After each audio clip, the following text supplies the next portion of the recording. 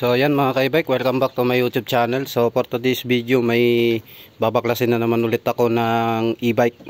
So ito yung e-bike niya, Inski, yung tatak nito. So ang problema nito, nagloloko na yung itong throttle niya. Itong mismo yung nagloloko.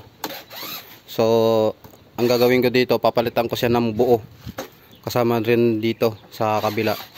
So mayroon na yan mga ka-e-bike na binili na bago. So ito siya, same lang yan mga ka-e-bike. Pero pagdating dito sa socket, hindi ko lang sure kung flat yung socket niya or ganitong square. So titingnan ko pa yan kung buo yung socket nito or flat. So hindi ko pa kasi ito nababaklas, kaya tingnan ko muna yung pinaka socket nito. So dito kasi may problema yung ano niya, yung throttle nito, tapos yung sa ito, yung sa 1, 2, 3 nya. Ito naman yung reverse nya. Yan, reverse, busina, tapos ito yung sa placer, high beam nya, hazard, tapos yung sa ilaw nya, ilaw accessories. So yan. So try natin muna siya mga ka-e-bike. I-ignition muna natin siya. Susi muna natin. Yan. So itong voltmeter na to, ako din nag-DIY dito sa loob niyan para hindi siya mabasa. Yan, nasa loob siya. So yan, naka-ignition na siya mga ka-e-bike. So try natin i-throttle. Yan. So gumagana pa to mga ka-e-bike, yung ano niya, yung throttle niya. Pero may time na minsan hindi na siya gumagana. Kaya ang gusto ng may-ari, palitan na lang ng bago. So para hindi na siya magkaroon ng problema, para hindi mamamatay yung e-bike niya pagkawas na galing sa trabaho or papasok ng trabaho. So ayan, babaklasin ko muna itong tornilyo niya. Ito, pati dito. So nandito lang yung ano niyan, yung pinaka wiring niya, para makita ko or makabit ko na to, itong bago niyang throttle switch. Okay, so yun lang mga ka-e-bike. Yung pinaka socket nito pala, flat siya. Ayan, galing dun sa papunta ng ano, stock niya na throttle. Ayan, sa throttle switch niya, itong dalawa. So ito siya mga ka-e-bike ko, flat siya, hindi siya yung kagaya nito. Yan. So ang gagawin ko dito, siguro i-ano ko na lang to, mismong sa harness niya, papalitan ko ng socket na kasya dito, pang siyaman din. Ito siyam to, tapos dito siyam, tatlo. Yan. So dito yung ano niya, ignition. So ganun din. Ito yung papalitan ko, yung ignition niya. Ito yung sa hazard. Ito yung hazard niya. So yung hazard niya mga ka-e-bike, itatap ko na yan dito. Isasama ko na yan dito. Para yung hazard niya, isa na lang yan dito. Isang socket na lang siya pagdating dito. Ang magbubukod na lang dito yung sa throttle niya dito. Yan. So dito naman itong reverse niya. Yan. So hindi ko lang alam kung papalitan ko tong socket na to. So dito naman yan. Ito sa dito yan. Tapos yung isa kanina, dito sa may throttle switch niya mga ka-e-bike, ito naman yung ano niya, magkakasama. Ito yung hawak ko na to. So yan ang kasama nito para dito. So kailangan ko talaga to ipalitan ng socket. Yan. So itong socket na to hindi ko na gagamitin, puputulin ko na to. So kailangan ko to i-wiring.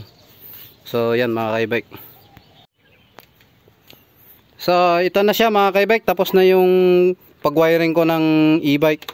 So ito yung sa left side, tapos ito naman yung sa right side, itong mga socket na to. So bali apat yung socket na inilagay ko dito mga ka-e-bike, dahil wala na akong itong extrang socket. So ito na yung nilagay ko. Okay, pagdating dito sa kanyang throttle, tapos sa mga switch niya. So ito na yung bago niya. Yan, na ikabit ko na. Okay na siya. Tapos ito na yung pag-wiring ko. Ayan. So mismo dito ako sa harness mga ka-e-bike, yung ginawa ko, pinutol ko dito. Ito yung pinalitan ko mismo ng socket, hindi dito. So ito standard to mga ka-e-bike. Yan. So pagdating naman dito, pinalitan ko rin siya, gawa ng doon nga wala nga akong socket na pang siyam. So ito naman mga ka-e-bike yung stock niya na switch. Okay. So yan siya. Yan, pinutol ko na. Tapos ito yung dating nakakabit sa harness niya. Itong flat na socket na kulay itim. So pareho lang siya sa kabila.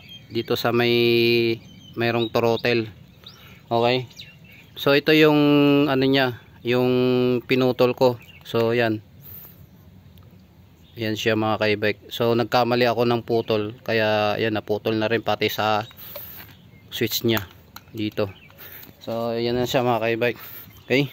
So yan, subukan natin siya i-ignition para makita natin kung lahat ba okay na yung pag-tap ko ng mga wiring niya dito sa kanyang bagong switch.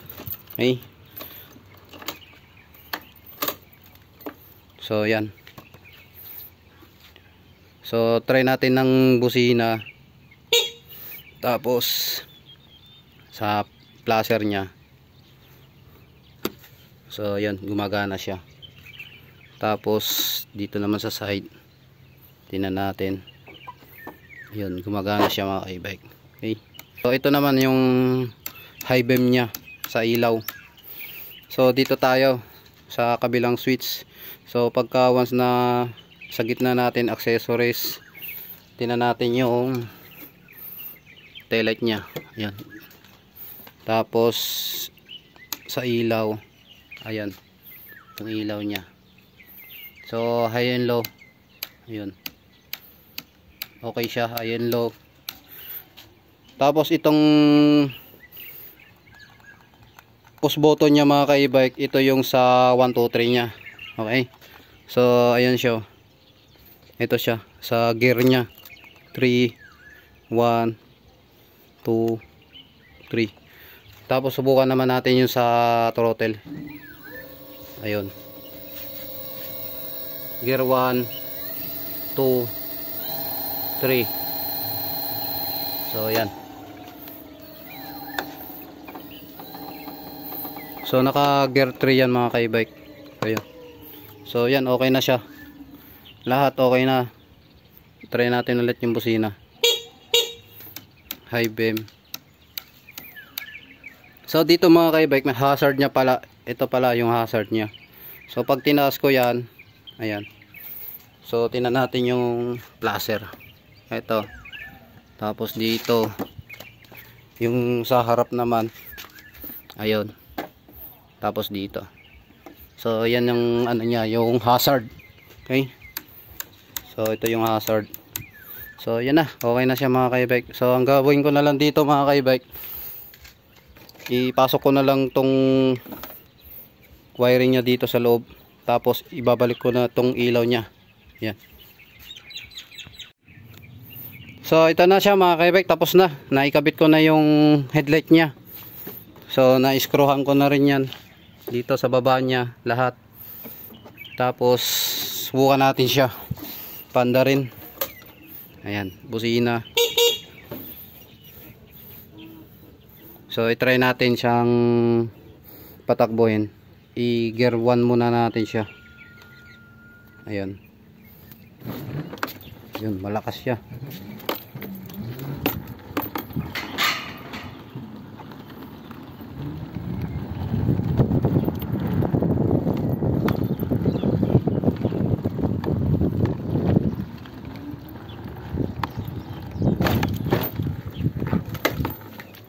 Yun, okay na siya mga ka-e-bike.